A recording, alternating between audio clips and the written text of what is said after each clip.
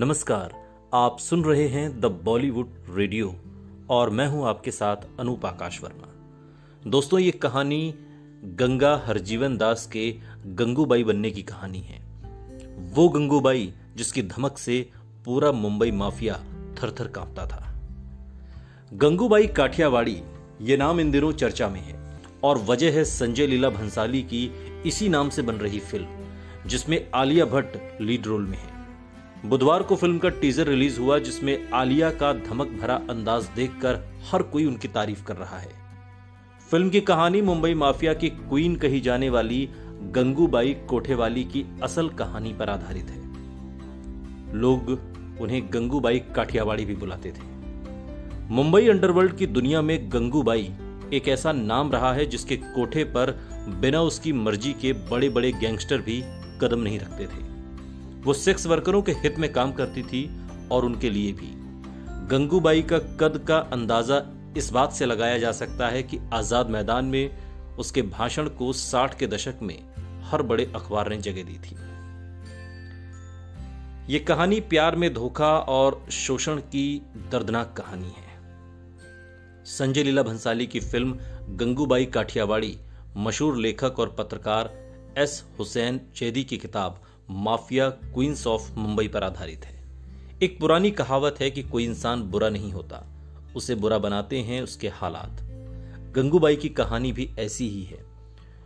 वो तो गंगा थी, धोखे और शोषण ने उससे उसकी मासूमियत छीन ली, उसके भीतर एक गुबार भर दिया और देखते ही देखते गुजरात की गंगा हरजीवन दास कब गंगूबाई बन गई और कब वो मुंबई के सबसे नामचीन वेश्यालय की मालकिन बन गई, ये ना उसे पता चला, न मुंबई माफिया को और न ही पुलिस को।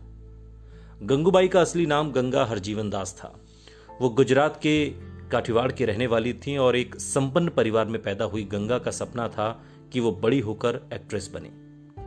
माता पिता ने पाला पोसा बड़े लाड प्यार से, लेकिन कॉलेज के दिनों में गंगा को इश्क हो गया।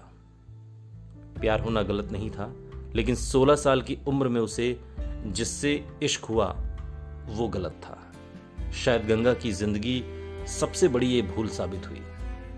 गंगा को उसके पिता के अकाउंटेंट से मोहब्बत थी। नाम था रमनिक लाल। गंगा के परिवार वाले इस प्यार के खिलाफ थे। गंगा को एक्ट्रेस भी बनना था और प्यार भी पाना था, इसलिए वो रमनिक के साथ भागकर मुंबई आ गई।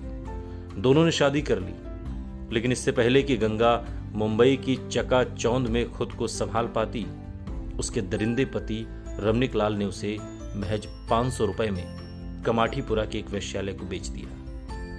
वहां हर दिन गंगा के जिस्म का सौदा होने लगा। हालात के आगे मजबूर गंगा रोज रोती थी, बिलखती थी, खुद को और अपने प्यार को कोसती थी।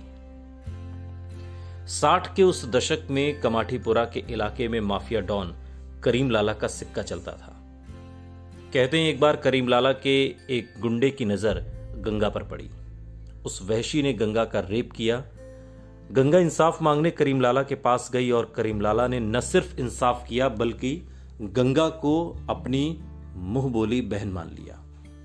इस एक घटना ने गंगा की जिंदगी बदल दी और यहीं से गंगा के गंगूबाई काठियावाड़ी बनने की असल कहानी शुरू हुई। करीम लाला की बहन बनने के बाद गंगूबाई का कद बढ़ गया। वो कमाठीपुरा की कोठे वाली गंगूबाई बन गई।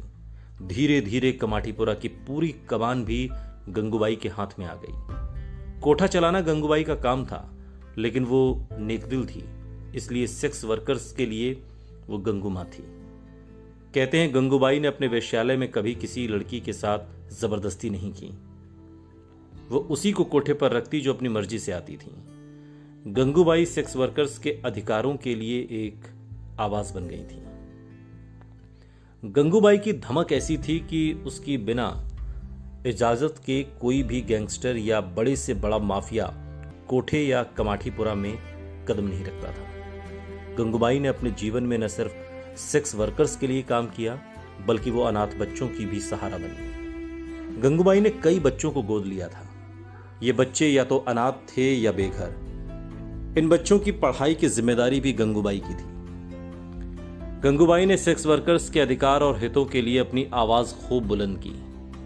मुंबई के आजाद मैदान में सेक्स वर्कर्स के हक में गंगूबाई का भाषण वहां के हर छोटे बड़े अखबारों की सुर्खियां बना था। हुसैन जैदी की किताब में यहां तक जिक्र है कि गंगूबाई उस समय देश के प्रधानमंत्री रहे जवाहरलाल नेहरू से मिली थी और ये मुलाकात कहते हैं इस भाषण के बाद हुई थी। ये गंगूबाई का कथ था। सुनते रहिए द बॉलीवुड रेडियो, सुनता है सारा इंडिया।